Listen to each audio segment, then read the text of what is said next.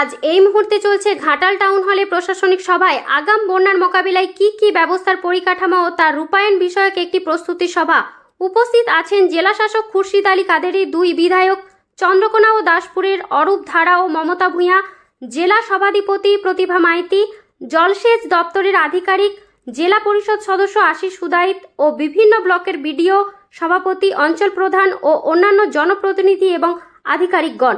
তথ্য ও রিপোর্টে সুজয় পাঁজা, সংবাদ পাঠে আমি পায়েল মান্না পাজা, ঘাটাল বার্তা। মিডিয়াকে ধন্যবাদ করছি। মিটিং এর পরে আমি একটা প্রেস ব্রিফ দিয়ে দেব।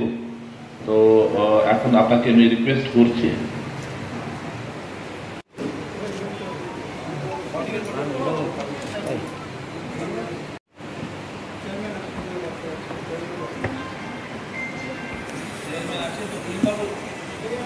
আমরা নিচেই বসছি।